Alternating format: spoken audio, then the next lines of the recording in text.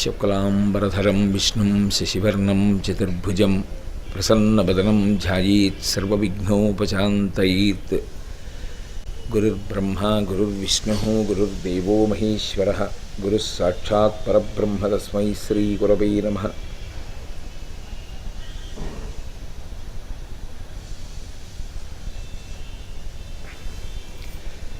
వ్యాసాయ విష్ణురూపాయ వ్యాసరూపాయ విష్ణవే నమో వై బ్రహ్మనిధయే వాసిష్ఠాయ నమో నమః.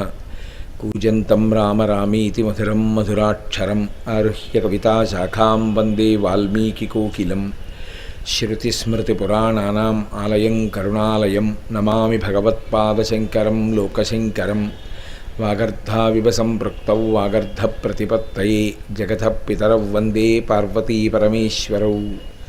సూక్తిం సమగ్రయతున స్వయమేవ లక్ష్మీ శ్రీరంగరాజమహిషీమధురైకటాక్షై వైదగ్ధ్యవర్ణగుణగుంభనగౌరవైర్యాం కండూలకర్ణకుహరాः కవయోధయంతి.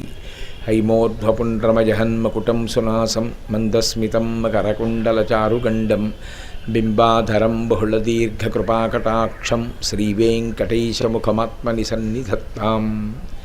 విమలపటి కమలకుటి పుస్తకరుద్రాక్షసస్తహస్తపుటి కామాక్షి పక్ష్మలాక్షి కలిత విపంచి విభాసి వైరించి.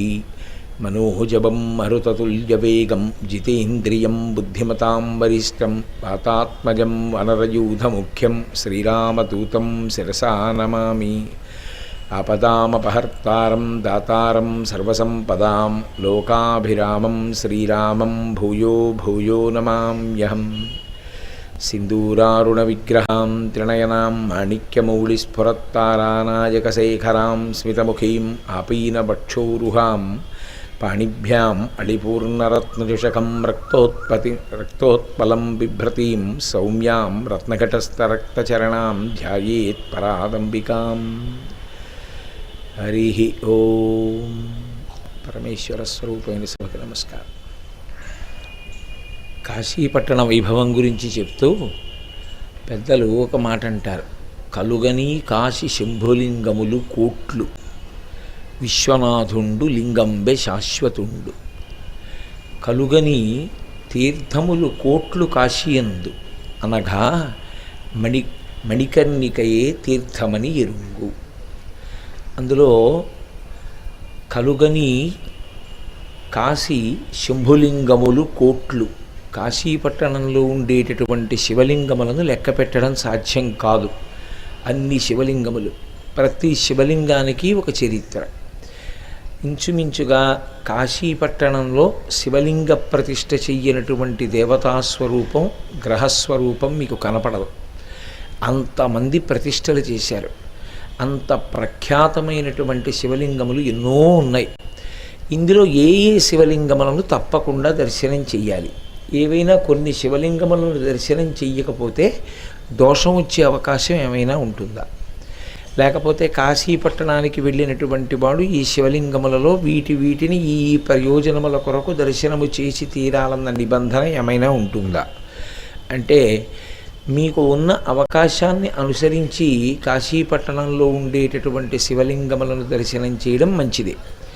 కానీ కాశీపట్టణంలో ఎన్ని శివలింగములు ఉన్నప్పటికీ శాశ్వతమైనటువంటి శివలింగం మాత్రం ఒక్క విశ్వనాథలింగము మాత్రమే.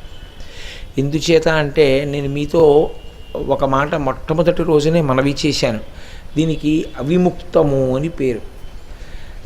ఎందుచేత అంటే, ఎన్నడూ పార్వతీ పరమేశ్వరుల చేత విడిచిపెట్టబడని క్షేత్రము కనుక ఆఖరికి బ్రహ్మాండములన్నీ మహాప్రళయమునందు పరమేశ్వరుడితో కలిసిపోయిన ఈ క్షేత్రం మాత్రం ఎప్పటికీ ఇలాగే పరమేశ్వరుని యొక్క త్రిశూలం మీద నిలబడి ఉండిపోతుంది కనుక దీనికి అవిముక్తము అని పేరు వచ్చింది. అందుకే ఇప్పటికీ మీరు లోపల విశ్వనాథ మందిరంలో చూస్తే, విశ్వనాథ మందిరంలోంచి మీరు బయటికి వచ్చినప్పుడు అటువైపు అన్నపూర్ణాదేవి ఉంటే ఇటువైపు అవిముక్తేశ్వరలింగము అని ఉంటుంది. అది పార్వతీ పరమేశ్వరులిద్దరూ ఈ పట్టణాన్ని విడిచిపెట్టకుండా ఉన్నారు అనడానికి నిదర్శనమైన ప్రదేశం. అక్కడే వాళ్ళిద్దరూ ఉంటారు అనడానికి గుర్తు. కాబట్టి అవిముక్తం. అలాగే ఇటువైపుకి వస్తే లక్ష్మీనారాయణులు విఘ్నేశ్వరుడు, అటు వెడితే పార్వతీదేవి, ఇటు అన్నపూర్ణ, మధ్యలో విశ్వనాథలింగం. ఇది స్థూల స్వరూపం. ఇది కాక మళ్ళీ విశ్వనాథుని యొక్క ఆలయంలోనే ఎన్ని శివలింగాలు ఉంటాయో, మీరు ఏ ద్వారంలోంచి లోపలికి వెళ్ళినా శివలింగాలు కనపడతాయి. అయితే అన్నీ చాలా గొప్ప గొప్ప లింగములే. అసలు ఒక కోణంలో ఆలోచన చేసినప్పుడు ఆత్మావై పుత్రనామాసి, తండ్రి ఎలా ఉంటాడో కొడుకు అలా ఉంటాడు. కాశీ పరమేశ్వరునికి భార్యా సమానురాలుగా చెప్పబడింది పట్టణం. కాబట్టి పరమేశ్వరుడు ఎలా ఉంటాడో అలాంటి లింగాలే చాలా ఉంటాయి కాశీలో కూడా. ఉన్నా ఇవన్నీ కూడా శాశ్వతమైన శివలింగములు మాత్రం కావు. అన్ని శివలింగములు, అన్ని లింగముల యొక్క స్వరూపము ప్రళయమునందు లయము కాకుండా నిలబడగలిగినటువంటి స్వరూపమున్నవి కావు. ఒక్క విశ్వనాథలింగము ఏదైతే ఉందో ఆ శివలింగం ఒక్కటి మాత్రం కాలమునందు యుగములు మారిపోయినా, కొత్త కొత్త యుగములు ఏర్పడుతున్నా, లోకములు ప్రళయమునందు పరమేశ్వరునిలో లీనమైపోయినా విశ్వనాథలింగం మాత్రం శాశ్వతంగా అలా ఉండిపోతుంది. అసలు పరమేశ్వరుని యొక్క సంహార ప్రక్రియయే అత్యంత కారుణ్యముతో కూడుకున్నదై ఉంటుంది. చాలామంది అది ఉగ్రస్వభావముతో కూడినదై ఉంటుంది అని భావన చేస్తూ ఉంటారు. కానీ నిజానికి పరమేశ్వరుడు మహాకారుణ్యమూర్తి అయి జీవులను తనలోకి కలుపుకుంటూ ఉంటాడు. అలా జీవులను తనలోకి కలుపుకుంటాడు కనుక ఆయన కారుణ్యమూర్తి. నిజానికి సాధన చేత మనుష్యుడు ఆయన్ని పొందాలి. కానీ మనం ఆయన్ని పొందలేకపోతున్నామని ఆయనే మనని పొందుతాడు. ఆయనే మనని మహాప్రళయమునందు పొందేటటువంటి ప్రక్రియలో కేవలము మనుష్యులు కాదు, సమస్త జీవకోటి ఉంటుంది. అందుకే అది కారుణ్యంతో కూడుకున్నదే తప్ప అది ఏమీ కూడా ఇబ్బందితో కూడుకున్నటువంటిది కాదు. అందుకే పరమేశ్వరుని యొక్క స్వరూపమే కారుణ్య స్వరూపం, పరమకారుణికుడు ఆయన. అటువంటి విశ్వనాథమూర్తి ఎవరున్నారో ఆయన ఇన్ని యుగములో దాటిపోతున్నా సరే శాశ్వతంగా నిలబడిపోయినటువంటి శివస్వరూపమునకు ప్రతీక మంగళమూర్తి అయినటువంటి విశ్వనాథలింగము. అందుకే శంకర భగవత్పాదులు ఒక చోట అంటారు, బ్రహ్మమస్తకావళీ నిబద్ధతే నమశివాయ అంటారు. ఒక్కొక్క యుగం ప్రారంభమైనప్పుడు బ్రహ్మగారి స్థానం నిర్ణయింపబడుతుంది. నిర్ణయింపబడినప్పుడు ఇంటికి పెద్దవాడు బ్రహ్మగారు. ఎందుకంటే వేదాన్ని ప్రమాణంగా తీసుకుని ఆయన ఈ లోకములన్నింటినీ సృజిస్తాడు.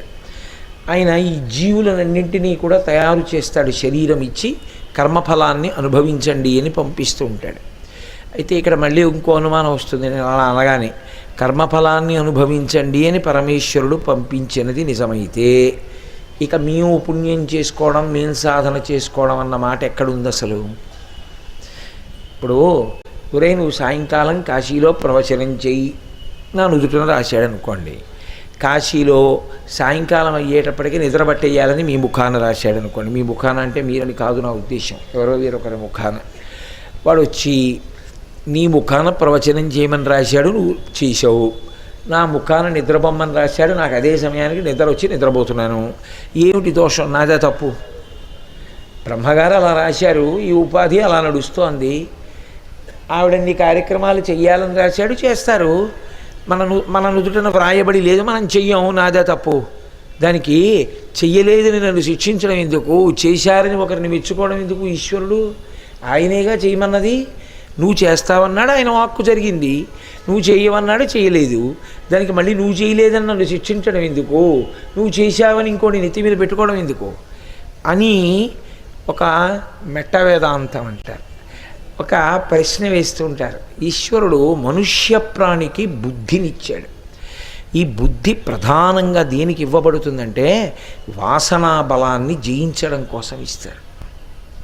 లేకపోతే ఈ సమస్త వాంగ్మయము ప్రయోజనరహితము. వివేకానంద స్వామి ఒక చోట అదే అంటారు, if you feel that the old scriptures and the literature cannot answer your present days question and context, do not hesitate to throw them out of your window అంటాడు.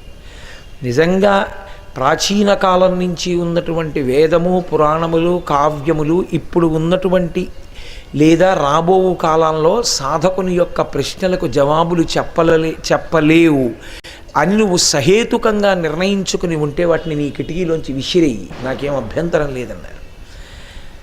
అలా ఎన్నటికీ విసిరివేయబడవలసిన స్థితిని కల్పింపబడవలసినవి కావని వివేకానంద స్వామికి తెలుసు. అందుకే ఆయన ఆ మాట అన్నారు. పరమేశ్వరుడు ఒక్క మనుష్య ప్రాణికి బుద్ధినిచ్చాడు. ఈ బుద్ధి చేత ఏం చేయవలసి ఉంటుందంటే వాసనాబలాన్ని గెలవాలి. వాసనాబలాన్ని గెలవడానికి బుద్ధి దేనికి ఉపయోగపడాలంటే వాంగ్మయాన్నంతటినీ ఆధారంగా తీసుకుని, గురువాక్యాన్ని ఆధారంగా తీసుకుని, శాస్త్రాన్ని ఆధారంగా తీసుకుని వాసనని గెలిచి తాను సద్వాసన యందు నిలబడగలగాలి. వాసన అన్న మాటకి మళ్ళీ నేననేది ఏదో శబ్దస్పర్శ రసరూప గంధముల యందు ఒక తన్మాత్ర అయినటువంటి గంధమును గురించి నేను మాట్లాడటం లేదు. వాసన అన్నది గత జన్మల యందు జీవుడు దేని యందు అనురక్తుడై ఉన్నాడో ఆ అనురక్తిని మనసు ప్రాణోత్క్రమణ సమయమునందు మూట కట్టుకుని బయటికి ఎడుతుంది. అది దానికి ఉండే లక్షణం. రుచి వాసన ఈ రెండు మనసు పట్టుకునేటటువంటి పెద్ద యంత్రాంగం. ఏదో ఒక వస్తువు గురించి తెలుసుకుంటాడు, లేదా దీని రుచి ఇలా ఉంటుంది అని తెలుసుకుంటాడు. తెలుసుకున్నది దేనికి పనికి రావాలంటే అసలు యథార్థమునకు ఈ రుచి రుచా, ఈ సుఖము సుఖమా అని త్రోసివేయడానికి పనికి రావాలి. వేదము కొన్ని సుఖములను అనుభవించమని చెప్పింది, అందులో ఏమీ అనుమానం ఏం లేదు. ఈ సుఖం నువ్వు అనుభవించవచ్చని చెప్పింది వేదం. అలా చెప్పినవి ఏమున్నాయో అవి యజమాని అనుభవించవచ్చు, దోషం లేదు. నేను మీతో ఒక ఉదాహరణ చెప్పాలంటే మధుర పదార్థం తినాలనుంది, తినచ్చు యజమాని, తప్పేం లేదు. గృహస్థాశ్రమ స్వీకారం చేసి భార్య యందు కామానురుక్తుడు కావచ్చు, దోషమేం లేదు. వేదం కేవలం అదొక్కటి చెప్పి ఊరుకోలేదు. నువ్వు మధుర పదార్థాన్ని కొంతకాలం అనుభవించి ఇది ఆనందమా, ఆనందమైనదైతే దీని యందు శాశ్వతత్వం ఉంటే నేను ఎంత తిన్నా ఆనందమే ఉండాలి. మరి కొంత తినేటప్పటికి దుఃఖం వస్తుంది, అబ్బా ఇంకొద్దు ఈ మధుర పదార్థం అనిపిస్తోంది, కాబట్టి దీని యందు లేదు, ఇది నాటకం. కానీ ఎంత అనుభవించినా సరే దేని యందు ఆనందమునకు పరిమితి లేదో, లోటు లేదో అది నిజమైన ఆనందము. మిగిలినవి సుఖ దుఃఖ స్వరూపములు. మనసు యొక్క ఆట. ఖ అంటే ఆకాశం, అది ఎప్పుడు అలాగే ఉంది. ఒక్కొక్కప్పుడు కొన్నింటిని చూసి సు బాగుందంటుంది, బాగుంది, చాలా బాగుందంటుంది, అప్పుడు సుఖ. మళ్ళీ అది అంటుంది ఇది బాగులేదంటుంది, దుఃఖ. అప్పుడు ఆకాశానికి మబ్బు కమ్మింది, దుఃఖ. బాగుందంటే సుఖ. సు మారింది, దూ మారింది, ఖ అలాగే ఉంది. ఆత్మ ఎప్పుడూ అలాగే ఉంటుంది. మనసు నాటకం ఆడుతూ ఉంటుంది. ఇది బాగుంది, ఇది బాగులేదు అన్న ద్వంద్వములు దేనివి అంటే కేవలము మనస్సువి. ఈ ద్వంద్వములకు వశపడి ఉండేటటువంటి వాడు జీవుడు. ద్వంద్వములకు ఎన్నడూ వశపడని వాడు పరమేశ్వరుడు. అందుకే వృషద్విచిత్రతల్పయోర్భుజంగముక్తికస్రజో గరిష్టరత్నరోష్టయో సుహృద్విపక్షపక్షయో తృణారవిందచక్షుషో ప్రజామహీ మహేంద్రయో సమప్రవర్తయన్మనః కదా సదాశివం భజే అంటారు. ఆయన అన్నిటి యందు సమానంగా ఉంటాడు. శీతలము ఉష్ణము అన్న రెండు మాటలు ఆయన దగ్గర ఉండవు. మనిషి గత జన్మలలో దేని యందు బాగా అనురక్తి పెంచుకున్నాడో ఆ అనురక్తి ఉండిపోతుంది ఇప్పుడు కూడా. ఈ జన్మలో మూట కట్టి తెచ్చుకుంటుంది మనసు. అందుకే మీరు చూడండి, జీవుడు తన వ్యవస్థని తాను అనుభవించవలసిన దాన్ని తాను తెచ్చుకుంటాడు. చంద్రశేఖరేంద్ర సరస్వతి మహాస్వామి వారు ఒకానొక పట్టణంలో విడిది చేసి ఉన్నారు చాతుర్మాస్యానికి. అక్కడికి సనాతన ధర్మమునందు పునర్జన్మ సిద్ధాంతమును అంగీకరించినటువంటి ఇతర సిద్ధాంతముల వారు కొంతమంది ఆయన్ని దర్శనం చేయడానికి వచ్చారు. ఆయనంటే చాలా గౌరవం, చాలా భక్తి. అందులో ఒక ఆవిడ పరమాచార్య స్వామి వారిని ఒక ప్రశ్న వేసింది. అయ్యా, జీవుడు పునర్జన్మయందు గత జన్మముల యొక్క పాపపుణ్యములను తెచ్చుకుంటాడు అని మీరు అంటున్నారు కదా. పునర్జన్మ సిద్ధాంతమే సనాతన ధర్మమునందు ప్రాణప్రదం. అసలు ప్రాణమంతా ఎక్కడ అంటే సనాతన ధర్మానికి పునర్జన్మ సిద్ధాంతమే. అందుకే మీరు పాపం చేయడానికి ఎందుకు భయపడతారు? మీరంటే మనం, అయ్యి బాబోయ్ దాన్ని వచ్చే జన్మలో అనుభవించాలరా, ఎందుకు వచ్చిన గొడవని. పునర్జన్మ లేదు అని నేను అన్నాను అనుకోండి, ఇక దేనికి భయం మీకు? ఏమైనా భయపడవలసింది ఉందా? పుణ్యం ఎందుకు చేయడం? జీవుడు అనుభవించడానికి ఇంకో జన్మ లేదుగా. పాపం చేయడానికి ఎందుకు భయం? దానికి ఫలితం అనుభవించడానికి ఇంకో జన్మ లేదుగా. పునర్జన్మ సిద్ధాంతం ఎక్కడున్నదో అక్కడే ప్రవర్తన చాలా చక్క చేయబడుతుంది. ఎందుకంటే జీవుడు వాడే శరీరాలు మారతాయి. అనుభవం జీవుడిది. శరీరము దేని కొరకు అంటే జీవుడు సుఖదుఖములను అనుభవించడానికి శరీరము ఉపకరణం. ఇప్పుడు ఇది లేదనుకోండి, నేను ఎలా అనుభవిస్తాను? సుఖదుఖాల్ని అనుభవించడానికి లేదు. ఇప్పుడు ఇది ఉంది కాబట్టి దీనికి ఆకలి వేసింది, ఆకలి అన్న దుఃఖాన్ని అనుభవిస్తాను. ఇది ఉంది కాబట్టి దీనికి కడుపు నిండిందనుకోండి, అమ్మయ్య కడుపు నిండిందన్న సుఖాన్ని అనుభవిస్తాను. ఇది ఉందనుకోండి, ఇక్కడెక్కడో తెగిపోయిందనుకోండి, నాకు కాలు దగ్గర తెగిపోతే నిప్పెడుతూ ఉంటుంది. ఆ నిప్పెడుతున్నప్పుడు అబ్బా బాధ పెడుతోంది అని బాధపడుతుంటాను. బాధ జీవుడిది. జీవుడు బాధపడడానికి ఉపకరణం శరీరం. సుఖం జీవుడిది. జీవుడు సుఖపడడానికి ఉపకరణం శరీరం. మంచి ఎండగా ఉంది, పడుకున్నాను, ఏమిటో ఈ ఉక్కపోతాను, అటు తొల్లి బాధపడుతున్నాను. ఉండండి గురువుగారు, మీకోసం ఎయిర్ కూలర్ పట్టుకొచ్చాం, ఇదిగో పెడతాం, పడుకోండి అని పెట్టారు. ఇప్పుడు ఒంటికి చల్లటి గాలి తగిలింది. శరీరము తనంత తాను జడము, కర్మ జడము. లోపల ఉన్నటువంటి చిత్ చైతన్యం ఉన్నంతసేపే దీనికి గొప్పతనం. అందుకే చిత్ జడ గ్రంథి అని పేరు దీనికి. చిత్తు జడము కలిసి ఉంటాయి గ్రంథిగా. ఇప్పుడు దీనికి చల్లటి గాలి తగులుతోంది, అమ్మయ్య హాయిగా ఉందండి. ఎవరు? మనస్సు, సూక్ష్మ శరీరం అంది. అనగానే నాకు నిద్ర పట్టింది. అంటే ఇప్పుడు సుఖమునకు కారణం ఇది అనుభవించడానికి. ఇది లేదనుకోండి, ఇక సుఖం దుఃఖం అనుభవించడానికి ఏమైనా ఉందా? ఏం లేదు. కాబట్టి గత జన్మలలో పాప పుణ్యములను అనుభవించడానికి ఈ శరీరంతో వస్తాడు. పునర్జన్మయందు అది గొప్పతనం అని మీరు అంటున్నారు కదా. ఆ పునర్జన్మ యొక్క పాప పుణ్యములను తెచ్చుకుంటున్నాడనడానికి ఏమైనా నిరూపణ ఉందా అని అడిగింది ఆవిడ పరమాచార్య స్వామి. ఆయన ఏం అనలేదు. పరమాచార్య స్వామిని ఏదైనా ప్రశ్న వేస్తే వెంటనే జవాబు చెప్పేవారు కాదు. ఒక్క క్షణం ఆగి కళ్ళు మూసుకుని తర్వాత చెప్పేవారు. మహాత్ముల మాటలు అలాగే ఉంటాయి ఎప్పుడు. ఆయన అన్నారు, ఒక పని చేయమ్మా, నీవు చెప్పడం తర్వాత చెప్తానులే. ఇక్కడ 3వ వీధిలో ఒక ప్రసూతి హాస్పిటల్ ఉంది. ఒక కాగితం పెన్ను పట్టుకెళ్ళి ఎన్ని గదులు ఉన్నాయో చూడు. ఇవాల్టి సూర్యోదయం నుంచి రేపు సూర్యోదయం పరిమితి పెట్టుకో. ఎన్ని గదులు ఉన్నాయి, తల్లిదండ్రులు ఎవరు, ఏ పిల్లలు పుట్టారు, వ్రాసుకుని రా అన్నారు. ఆవిడ మర్నాడు వచ్చింది. ఏమైంది అన్నారు. అయ్యా 16 గదులు ఉన్నాయి, 4 ఎయిర్ కండిషన్డ్ గదులు, 4 స్పెషల్ రూమ్స్, మిగిలినవి సాధారణమైనటువంటి గదులు. ఇవి కాక ఒక ఆవిడ ఆ బయట ఉన్నటువంటి వరండాలో పురుడు పోసుకుంది. ఇదిగో ఫలానా ఆగర్భ శ్రీమంతుడికి లేక 40వ ఏట పుట్టేట ఈ అబ్బాయి ఫలానా గదిలో అని అన్నీ చెప్పింది. ఆయన అన్నారు, అయి తీరిపోయిందని అనుమానం అన్నారు. ఆవిడ ఒక్క క్షణం ఆగి అన్నీ చెప్పి తీరిపోయింది. ఆగర్భ శ్రీమంతుడికి కొడుకుగా పుడుతూనే వాడు వారసుడు అయిపోయాడా? తండ్రిదంతా ఎవరిదప్పుడు? వాడిదే. వాడు ఏమైనా సంపాదించాడా?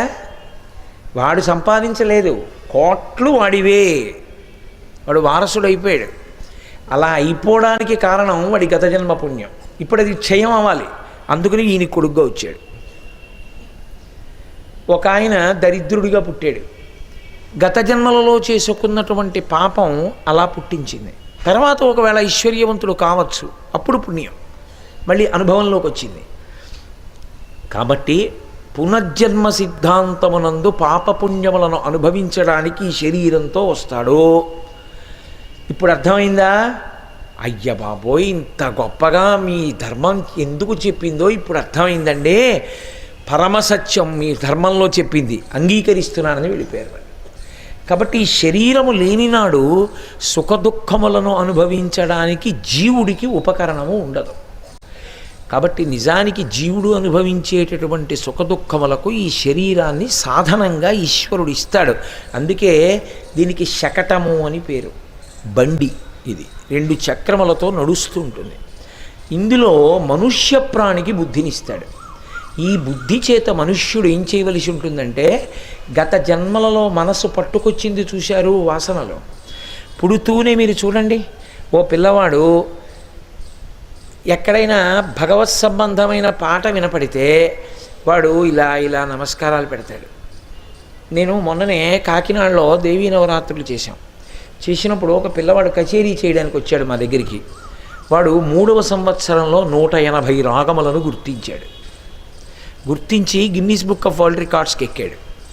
180 రాగములను గుర్తించగలిగిన స్థితి 3వ ఏట ఎలా వచ్చింది అంటే, వాడు గత జన్మలలో ఏదో గొప్ప సంగీత విద్వాంసుడు. వాడికి ఇంకా రాగం మీద, తాళం మీద, రాగములను గుర్తించగలిగినటువంటి ఆ వైభవం మీద, ఆ నాదోపాసన చేసి ఈశ్వరుణ్ణి చేరడంలో వచ్చిన వైక్లభ్యం, ఇంకా సంగీతం మీద వ్యామోహంగా వాడు పునర్జన్మ తీసుకోవడంలో ఆ వాసన ఉండిపోయి మనసుకుండిపోయిన పరిణితి 3వ ఏటనే ప్రకటనమైంది. మీరు కొంతమంది పిల్లల్ని చూడండి, 3వ ఏటనే వాడు తనకన్నా ముందు పుట్టిన వాడిని ఏ నూతి దిగిరో నిలబడితే తోసేయడం, అమ్మా నాన్న బట్టని బ్లేడు పెట్టి కోసేయడం, వాడి యందు క్రౌర్యముతో కూడినటువంటి పోకడ వ్యక్తమవుతుంది.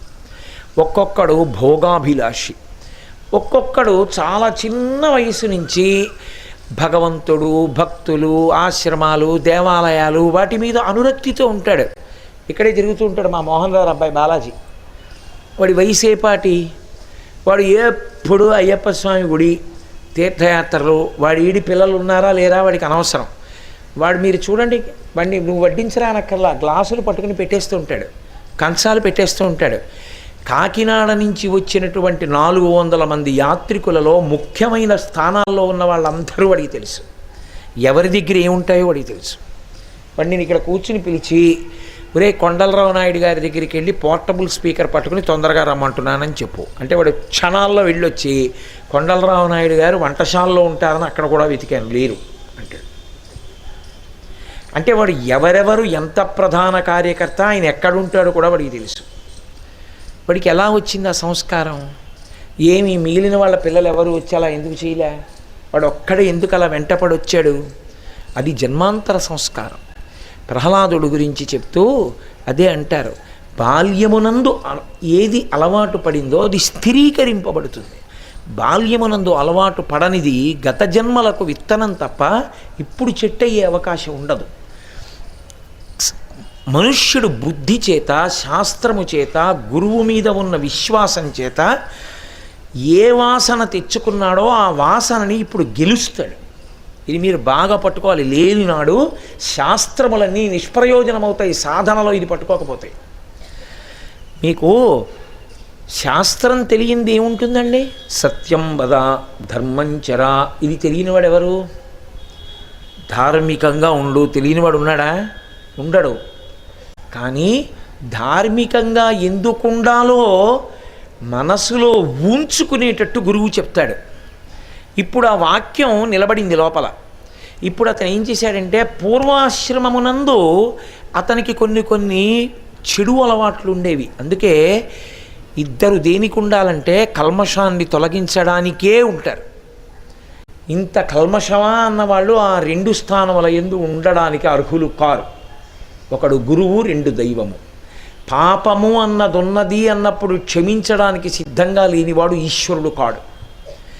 అవతల వారి ప్రవర్తన చెడ్డదై వచ్చి తనని ఆశ్రయిస్తే దిద్దడానికి సిద్ధంగా లేని గురువు కాడు. మీరు ఆలోచించండి. సమాజంలో చెడు లేనప్పుడు వచ్చి ఆయన పాదములు పట్టుకుని మీ వలన నేను మారదామనుకుంటున్నాను అన్నప్పుడు అంగీకరించలేని వాడు గురువుగా ఎలా పనికొస్తాడు? అనారోగ్యంగా ఉన్నవాడి కోసమే డాక్టర్ గారు ఉన్నారు. ఆరోగ్యంగా ఉన్నవాడు ఎవరో డాక్టర్ గారి దగ్గరికి వెళ్ళావు. నాకు ఒంట్లో బాగులేదు అన్నవాడి కోసమే డాక్టర్ ఉన్నాడు. నాకు ధర్మము నుండి వైక్లభ్యమును పొంది ఉన్నాను, నీ మాటల చేత ప్రభావితుడనయ్యాను, ఇప్పుడు ధర్మమునందు నిలబడదాం అనుకుంటున్నాను, నన్ను నువ్వు ఊంచి పట్టుకుంటావా అన్నప్పుడు నేనున్నాను, గతాన్ని మరిచిపో, దాని గురించి బెంగపెట్టుకోవద్దు అని తనతో తీసుకెళ్ళగలిగినటువంటి సుడిగాలి ఎవరో వాడు గురువు.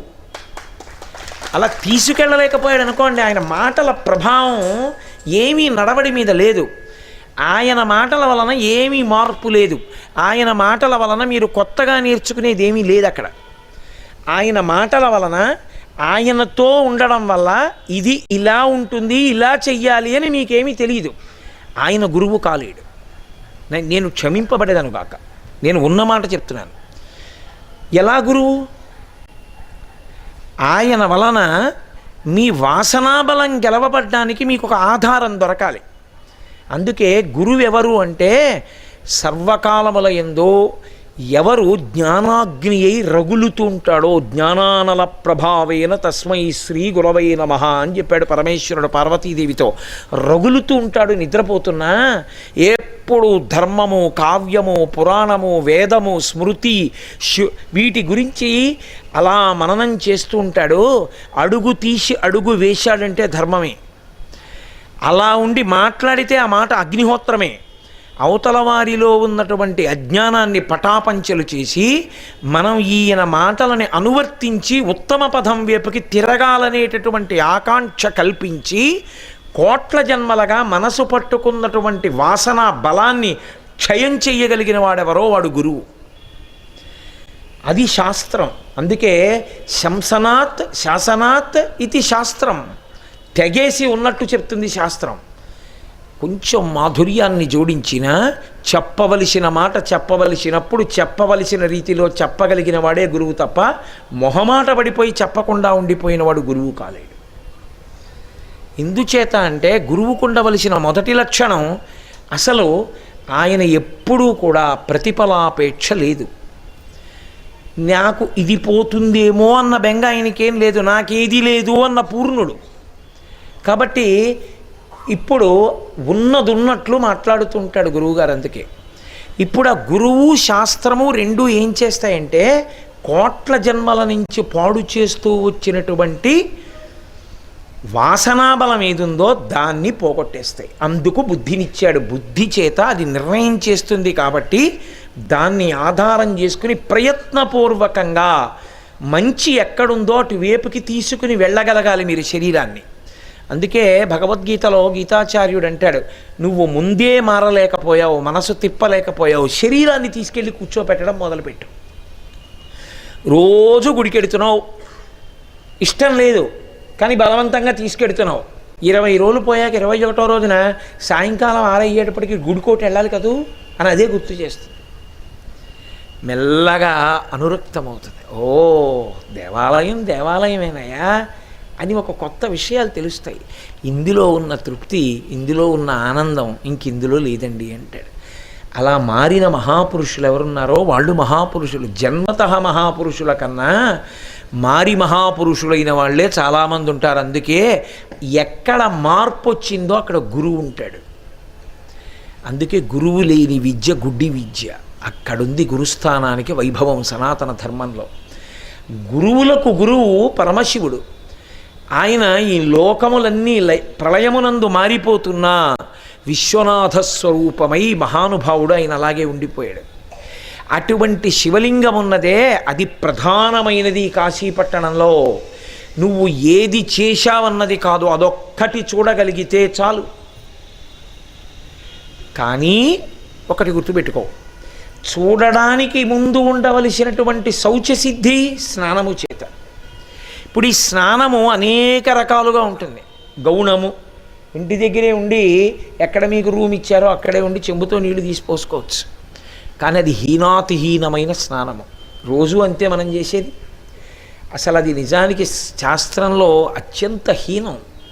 నీరు తీసి తల మీద పోసుకోకూడదు, తల నీటి యందు మునగాలి. తల నీటి యందు మునిగినదేదో అది మజ్జనము, అది స్నానము. ఇప్పుడు ఇంటి దగ్గర బకెట్లో మీరు మునుగుతారా? బకెట్లో చెంబుతో మీరు పోసుకుంటారా? బకెట్లో మునగలేరు. చెరువులో కానీ నదిలో కానీ తీర్థమునందు కానీ మునక వెయ్యాలి. సముద్ర స్నానము అన్ని వేళలా పనికిరాదు. కాబట్టి చాలా గొప్పది నదీ స్నానం, అంతకన్నా గొప్పది తీర్థస్నానం. తీర్థస్నానము చేసి మీరు కానీ వెళ్ళగలిగారనుకోండి పరమేశ్వర దర్శనానికి, అప్పుడు ఏమవుతుందంటే మీ శరీరమునకు ఒక కొత్త పుణ్యబలం ఒకటి వచ్చి జోడవుతుంది.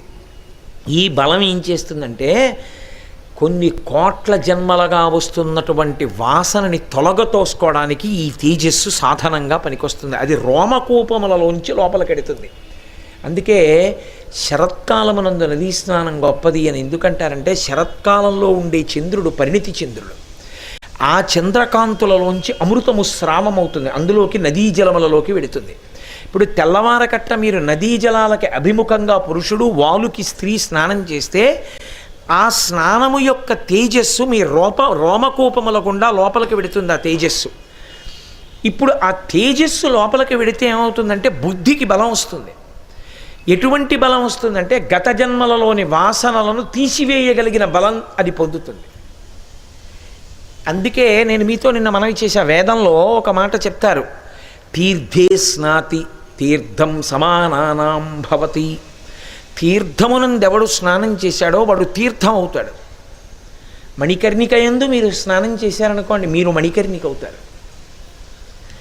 ఇప్పుడు మళ్ళీ తీర్థమునకే ఆ శక్తి ఎందుకుంది? నిన్న మనవి చేశా, అంగీరసులు ఇక్కడ యజ్ఞం చేసి వాళ్ళ దీక్షని తపస్సుని వాళ్ళు తీర్థముల యందు ప్రవేశపెట్టి స్వర్గలోకానికి వెళ్ళిపోయారు. అది ఇప్పటికీ అలా ఉండిపోయింది. ఉండిపోవడంలో తీర్థ స్నానం చేస్తే శక్తి మీలో అవుతుంది, యోగబలంగా మారుతుంది. అందుకు కదూ శంకరులు మణికర్ణికా స్తోత్రం చేస్తూ యోగాభ్యాస బలేన చంద్రశేఖర తత్పుణ్య పారంగత అన్నారు. ఆ బలం చేత ఆ పుణ్యము చేత ఇప్పుడు ఈశ్వరుడికి దగ్గరవుతాడు. ఈ దగ్గరవడం ఎలా అవుతాడంటే పరమేశ్వరుడు ఏది చెయ్యొద్దు అన్నాడో అది చెయ్యకుండా ఉండలేనని ఇన్నాళ్ళు అన్నాడు. ఇప్పుడు చెయ్యకుండా ఉండగలను అంటాడు. ఈ ఉండగలను అనగలిగినటువంటి శక్తి తీర్థస్నానం చేత వస్తుంది.